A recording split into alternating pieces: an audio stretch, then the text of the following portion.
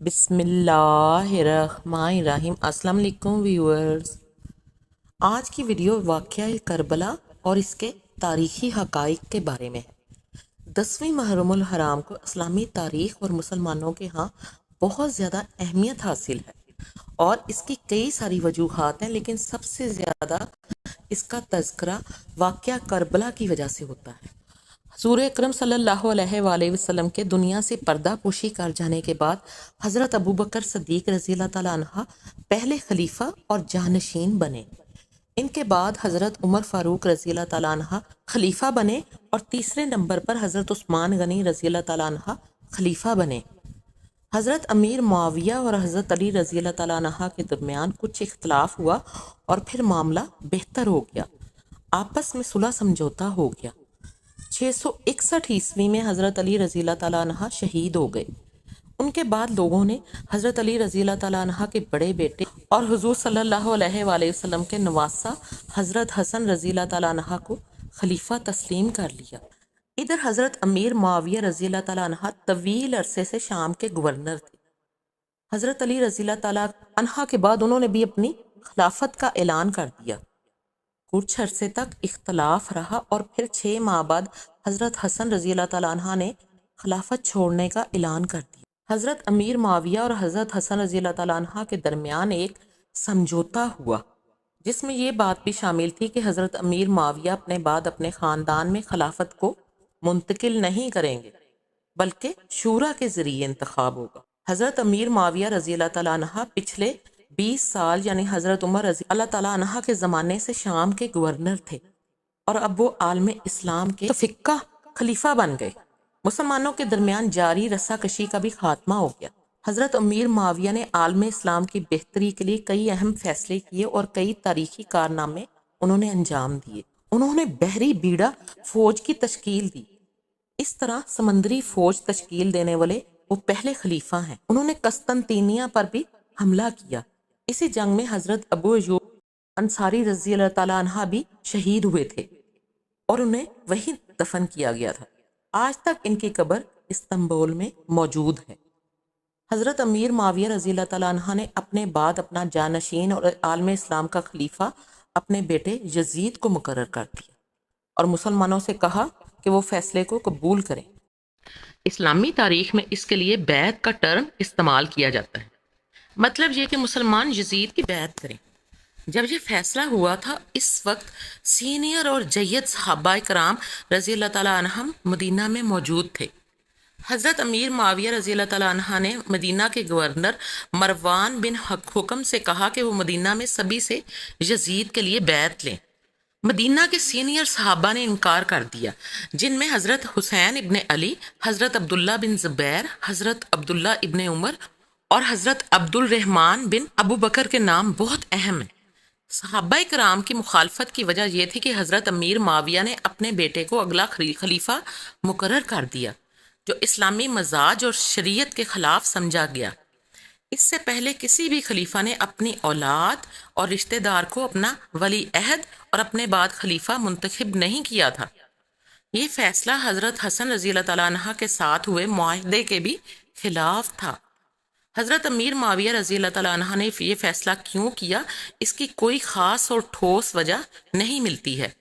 کچھ لوگوں نے لکھا ہے کہ انہیں ان سے دشمنی رکھنے والے ایک حاکم نے مشورہ دیا تھا تاکہ معاویہ کی شاندار کارکردگی اور تاریخی کارناموں کی بجائے انہیں اس معاملے کے لیے یاد رکھا جائے کہ امیر معاویہ نے ہی خلافت اولاد کو منتقل کرنے کا سلسلہ شروع کیا تھا۔ بہرحال امیر معاویہ ایک عظیم، کامیاب، عادل اور انصاف پرور خلیفہ ثابت ہوئے۔ وہ 661 سے 680 تک تقریباً 20 سال خلیفہ رہے۔ حضور صلی اللہ علیہ وآلہ وسلم کی وفات کے بعد سب سے لمبی مدت تک امیر معاویہ ہی خلیفہ رہے۔ اپریل 680 عیسوی میں حضرت امیر معاویہ کا انتقال ہو گیا۔ وصیت کے مطابق یزید کو اگلا خلیفہ منتخب کر لیا گیا۔ سینئر صحابہ کرام نے یزید کو خلیفہ تسلیم کرنے سے انکار کر دیا۔ دوسری طرف کوفہ سے حضرت حسین رضی اللہ تعالیٰ عنہ کے شیدائیوں نے خط لکھا کہ آپ کوفہ تشریف لائیں، ہم آپ کے ہاتھ پر بیعت کریں گے، آپ کو خلیفہ تسلیم کریں گے۔ ہم لوگ یزید کو خلیفہ تسلیم نہیں کرتے ہیں۔ کہا جاتا ہے کہ کوفہ سے تقریباً 18,000 خطوط حضرت امام حسین رضی اللہ تعالیٰ عنہ کو موصول ہوئے۔ حضرت حسین رضی اللہ تعالیٰ عنہ نے کوفہ جانے کا فیصلہ کر لیا۔ حضرت حسین رضی اللہ تعالیٰ عنہ کا ماننا تھا کہ یزید کا خلیفہ رہنا ظالم کی حکومت کو تسلیم کرنا ہے۔ یزید کی خلافت اسلام اور شریعت کے خلاف ہے۔ دوسری طرف یزید بن معاویہ کی ذاتی شخصیت بھی تنازع کا شکار تھی۔ کہا جاتا ہے کہ یزید شکار، تفریح اور شراب کا عادی تھا۔ لوگوں کا بھی ماننا تھا کہ اس میں خلیفہ بننے کی اہلیت اور صلاحیت نہیں ہے۔ یزید ہر حال میں حضرت امام حسین رضی اللہ تعالیٰ عنہ سے بیعت لینا چاہتا تھا، کیونکہ حضرت حسین رضی اللہ تعالیٰ عنہ حضور صلی اللہ علیہ وآلہ وسلم کے نواسے تھے۔ ان کی بیعت کے بعد ہی یزید کی خلافت مستحکم ہو سکتی تھی اور عالم اسلام میں خلافت کی اہمیت تسلیم کی جاتی۔ حضرت حسین رضی اللہ تعالیٰ عنہ اسے نااہل سمجھتے تھے اور اسے ہٹانا اپنا فرض گردانتے تھے۔ کوفہ والوں پر بھروسہ کرتے ہوئے حضرت حسین رضی اللہ تعالیٰ عنہ پہلے مدینہ سے مکہ روانہ ہوئے۔ وہاں اہل بیت جانصاروں اور ساتھیوں کے ساتھ کوفہ کے لیے نکل گئے۔ مکہ میں اس وقت عبداللہ بن زبیر رضی اللہ تعالیٰ عنہ تھے۔ انہوں نے حضرت امام حسین رضی اللہ تعالیٰ عنہ کو روکا اور کہا کہ آپ یہیں رہیں، نہیں جائیں، مکہ میں ہی رک کر خلافت قائم کرنے کی کوشش کریں۔ حضرت حسین رضی اللہ تعالیٰ عنہ نے کہا کہ ہم حق کی خاطر ہر حال میں جائیں گے۔ حضرت عبداللہ بن زبیر نے کہا کہ آپ بچوں اور خواتین کو ساتھ لے کر نہیں جائیں۔ اور بھی کئی لوگوں نے روکنے کی کوشش کی، لیکن حضرت حسین رضی اللہ تعالیٰ عنہ کا ارادہ پختہ تھا۔ وہ رکے نہیں اور یہاں سے کوفہ کے لیے روانہ ہو گئے۔ دوسری طرف یزید کو پورے معاملے کا علم ہو چکا تھا۔ کوفہ میں اس کے گورنر اس وقت نعمان بن بشیر تھے۔ کوفہ میں یزید کے خلاف اور حضرت امام حسین رضی اللہ تعالیٰ عنہ کی حمایت میں ہونے والی سبھی سرگرمیوں پر ان کی پوری نگاہ تھی، لیکن وہ اسے روک نہیں رہے تھے۔ مورخین کا کہنا ہے کہ نعمان بن بشیر بنو امیہ کے گورنر ضرور تھے، لیکن وہ بھی یزید کو خلافت کا حقدار نہیں سمجھتے تھے۔ یزید کے جاسوسوں نے اسے نعمان بن بشیر کے بارے میں خبردار کیا اور کہا کہ فوری طور پر گورنر تبدیل کیا جائے۔ یزید نے فوری قدم اٹھاتے ہوئے عبید اللہ بن زیادہ کو کوفہ کا گورنر مقرر کر دیا۔ عبید اللہ بن زیادہ خاندان بنی امیہ کا بہت بڑا شدائی اور حضرت حسین رضی اللہ تعالیٰ عنہ کا بہت بڑا دشمن تھا۔ اس نے پورے کوفہ کی چھان بین شروع کر دی۔ بصرہ میں بھی اس نے ناکہ بندی کر دی، ہر جگہ فوج تعینات کر دی۔ آج کی زبان میں اگر کہیں تو اس نے کوفہ اور بصرہ میں سخت کرفیو لگا دیا اور ایک ایک کر کے حضرت امام حسین رضی اللہ تعالیٰ عنہ سے رابطہ کرنے والوں کو گرفتار کرنا شروع کر دیا۔ عبید اللہ بن زیادہ نے زیادہ تر کو قتل کر دیا اور کچھ کو گرفتار کر لیا۔ کوفہ میں حضرت حسین رضی اللہ تعالیٰ عنہ نے اپنے چچا زاد بھائی مسلم بن عقیل کو اپنا نمائندہ بنا کر بھیج رکھا تھا، یہ جاننے کے لیے کہ کوفہ والے کتنے سچے اور وفادار ہیں، کیا وہ واقعی ہمارے ساتھ وفاداری نبھائیں گے یا دھوکہ دیں گے۔ حضرت مسلم بن عقیل جب کوفہ گئے تو لوگوں نے ساتھ دیا، ان کے ہاتھ پر بیعت کی، لیکن جب عبید اللہ بن زیادہ نے کوفہ آنے کے بعد سختیاں شروع کی، حضرت حسین رضی اللہ تعالیٰ عنہ سے تعلق رکھنے کے شبے میں لوگوں کو قتل کیا تو یہ بھی پیچھے ہٹ گئے۔ انہی لوگوں نے مسلم بن عقیل کو عبید اللہ بن زیادہ کے حوالے کر دیا، جنہیں قتل کر دیا گیا۔ مسلم بن عقیل نے قتل سے پہلے ایک شخص سے کہا کہ تم حضرت حسین رضی اللہ تعالیٰ عنہ کو میرا صرف یہ پیغام پہنچا دو کہ وہ کوفہ والوں پر بھروسہ نہ کریں، یہ وفادار نہیں ہے۔ ادھر کوفہ کے راستے میں حضرت حسین رضی اللہ تعالیٰ عنہ کو جگہ جگہ گھیرنے کی کوشش کی گئی، لیکن وہ اپنی منزل کی جانب رواں دواں رہے۔ عرب کے صحراؤں سے نکلنے کے بعد جب عراق کا راستہ شروع ہوا تو عبید اللہ بن زیادہ کی 4,000 فوج نے راستہ روک لیا اور کہا کہ آپ کوفہ نہیں جا سکتے ہیں۔ اسی دوران حضرت حسین رضی اللہ تعالیٰ عنہ کو مسلم بن عقیل کا وہ خط بھی مل گیا جو انہوں نے اپنے قتل سے پہلے بھیجا تھا کہ کوفہ والوں نے بے وفائی کی ہے، ان پر ہرگز بھروسہ نہ کریں۔ حضرت حسین رضی اللہ تعالیٰ عنہ نے یزید کی فوج سے درخواست کی، میری 3 مانگوں میں سے کوئی ایک قبول کر لو۔ نمبر 1، مجھے واپس مدینہ منورہ جانے دو۔ نمبر 2، تم میرے راستے سے ہٹ جاؤ اور مجھے جانے دو، میں دنیا کے کسی بھی کونے میں چلا جاؤں گا اور وہاں کافروں کے ساتھ جہاد کرتے ہوئے شہید ہونا چاہتا ہوں۔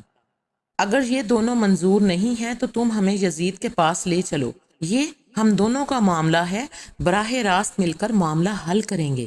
عبید اللہ بن زیادہ نے ان میں سے کسی بھی شرط کو تسلیم نہیں کیا اور اپنے سپہ سالار عمرو بن سعد بن ابی وقاص سے کہا کہ اسے وہاں لے کر جاؤ جہاں ہم چاہتے ہیں۔ عبید اللہ بن زیادہ کی ہدایت تھی کہ حضرت حسین رضی اللہ تعالیٰ عنہ کو وہاں روکنا ہے جہاں چٹیل میدان ہو۔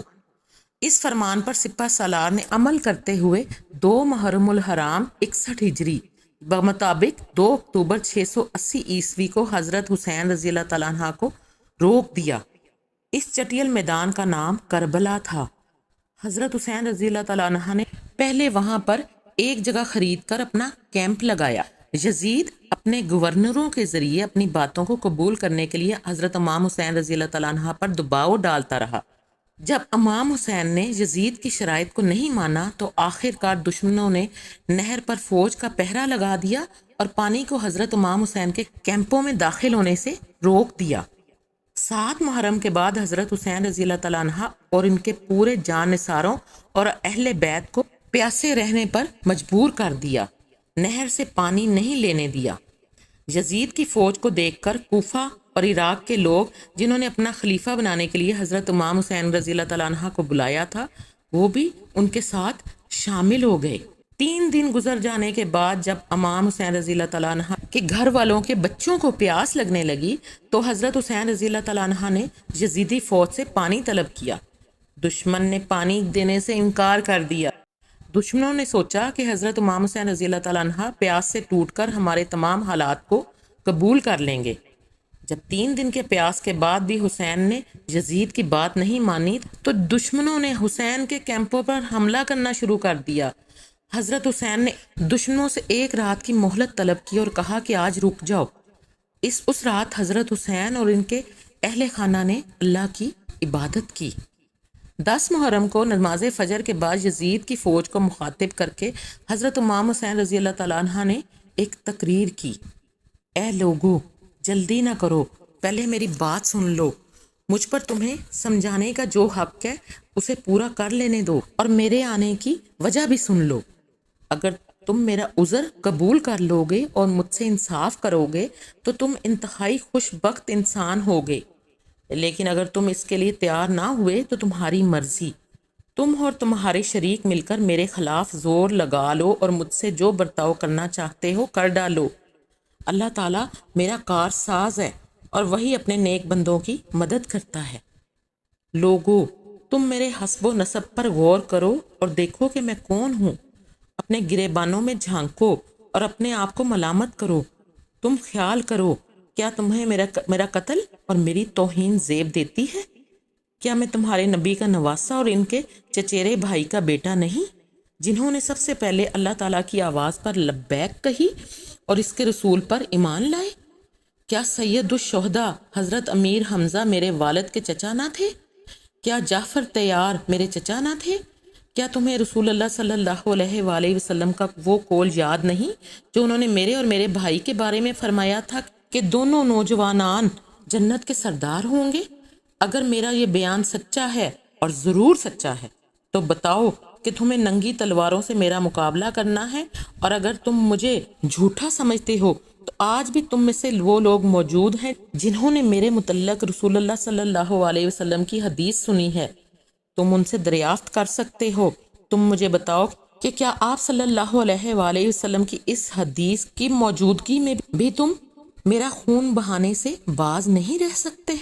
کوفیوں اور یزید کی فوج پر اس تقریر کا کوئی اثر نہیں ہوا، صرف حر بن یزید تمیمی پر اس تقریر کا اثر ہوا، اور وہ یہ کہتے ہوئے حضرت حسین رضی اللہ تعالیٰ عنہ کی طرف آ گیا کہ یہ جنت یا دوزخ کے انتخاب کا موقع ہے۔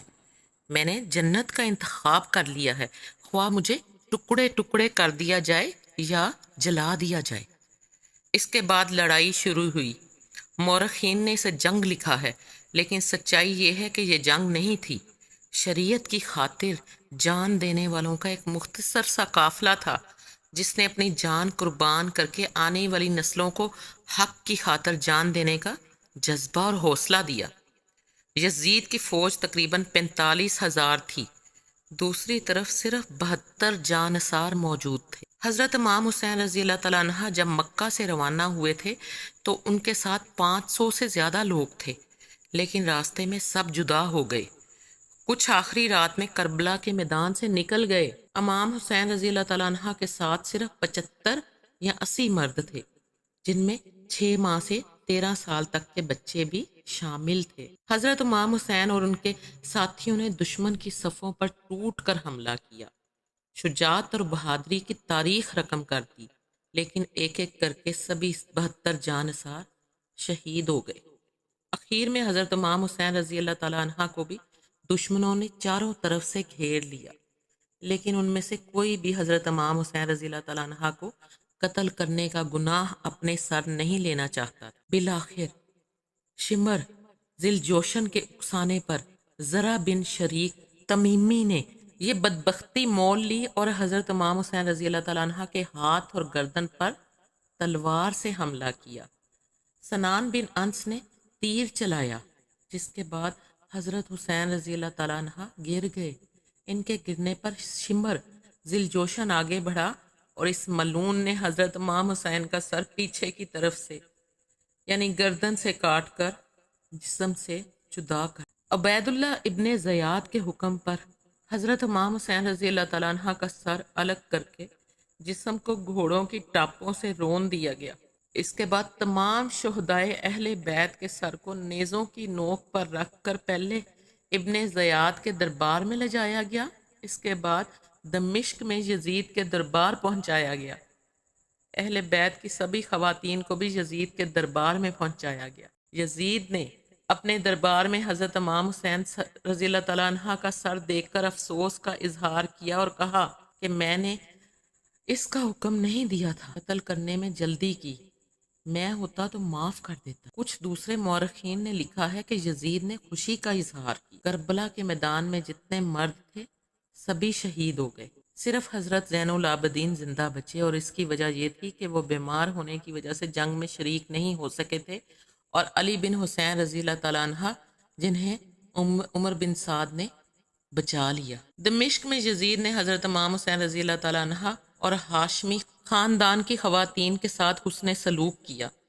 کربلا میں ان کے جو سامان لوٹ لیے گئے تھے اسے واپس کروا دیا، اپنے محل میں سبھی کو بطور مہمان رکھا اور پھر انہیں ایک قافلے کی نگرانی میں پورے اعزاز کے ساتھ مدینہ واپس بھجوا دیا۔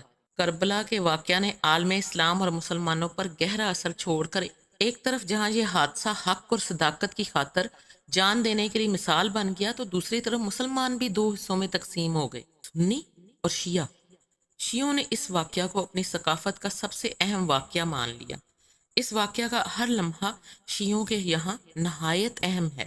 دوسری طرف اسے ایک جنگ کے طور پر دیکھا جاتا ہے جس کا مقصد نااہل خلیفہ کو برطرف کرنا تھا، لیکن بدقسمتی سے کامیابی نہیں مل سکی۔ مسلمانوں کے درمیان اب یزید تاریخ کا ایک ایسا کردار ہے جس پر ایک طرف سب و شتم اور تنقید کی بوچھاڑ ہوتی ہے، تو دوسری جانب رد عمل کے طور پر کچھ لوگ یزید کی پارسائی اور مناقب بیان کرنے کا محاذ سنبھال لیتے ہیں۔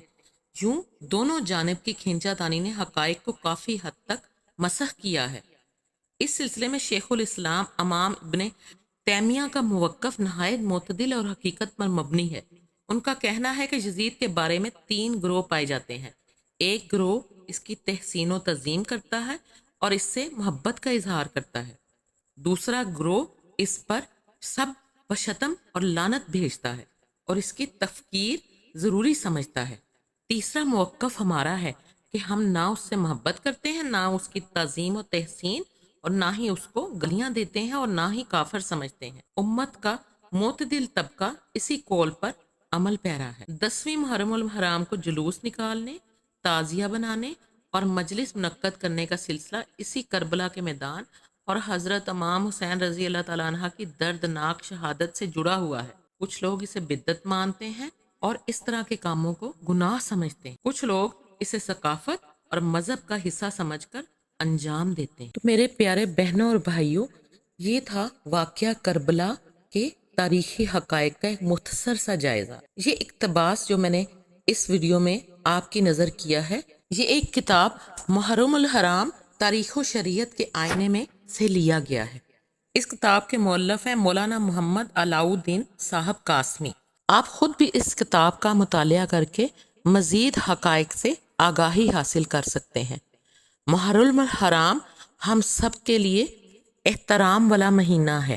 اللہ تعالیٰ ہم سب کو حرمت کے اس مہینے میں روزے رکھنے اور نیک اعمال بجا لانے کی توفیق عطا فرمائے۔ ویڈیو اچھی لگی ہو تو کائنڈلی اسے لائک کر دیجیے گا، میرے چینل کو سبسکرائب کر دیجیے گا، دعاؤں میں یاد رکھیے گا اور اپنا اور گرد و نواح کے لوگوں کا بہت زیادہ خیال رکھیے گا۔ جزاک اللہ۔ اللہ حافظ۔